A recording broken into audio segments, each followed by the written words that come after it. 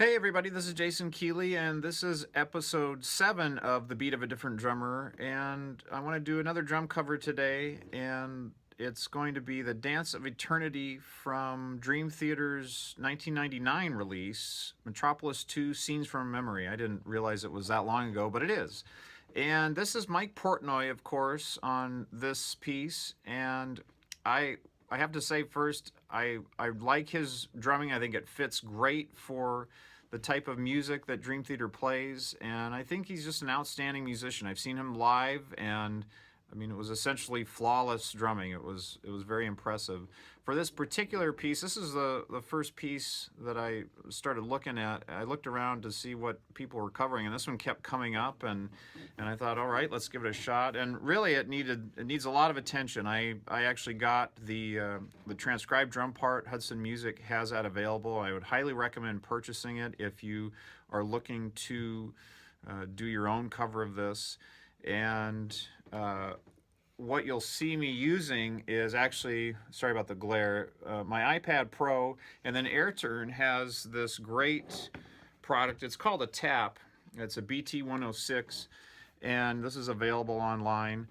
And basically you just tap it with your stick here to go to page forward and tap it here to page back. And for me, without having 10 pages spread out around the kit or something like that, that just wasn't practical. This was a great way also to practice. I mean, you can go page through a bunch of stuff very quickly as needed. So that's something I would also recommend if you have the cash for that. Like I said, the transcription is really great. Just one quick thing, if you are checking this out, I think there are a couple different versions of this fill right here at the top. It's bar 62 in this transcription. As I remember, that was just something I did a little bit of a change on, but just something to be aware of if you're doing your own cover of this. Let me just say, equipment-wise, you can go watch Portnoy playing this, but I do think it's great if you have a couple chinas for this section at the end that needs that, and I think it's great to have some of the stacked splashes.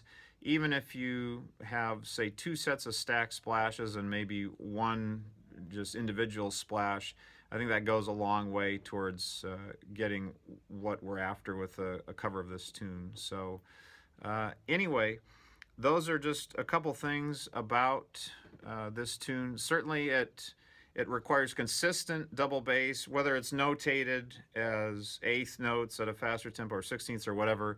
I think going through a process like this was really good for me to go play it and then listen and see if the feet are actually with the hands, because a lot of times what we do is we listen, we think we're right with ourselves and everything's together, and you go back and listen to it and it's not quite the way we thought. Let me just say too, if you are working on this, I started too quickly, and tempo-wise. I was taking it too fast because I wanted to play with the recording. And what I do with my other, with marimba and basically everything else, is I'll start the tempo much slower and then work up to that. And I should have done that initially on this, and it cost me some practice time. So what I can recommend is to get the transcription and then start learning these parts incredibly slow, basically like we do on any other instrument. Learn it correctly at whatever tempo you have to do that, and then speed it up. And I think it will cut a lot of time off the total time you need to learn this. So this is my cover of The Dance of Eternity, and thank you so much for watching. I hope you enjoy it.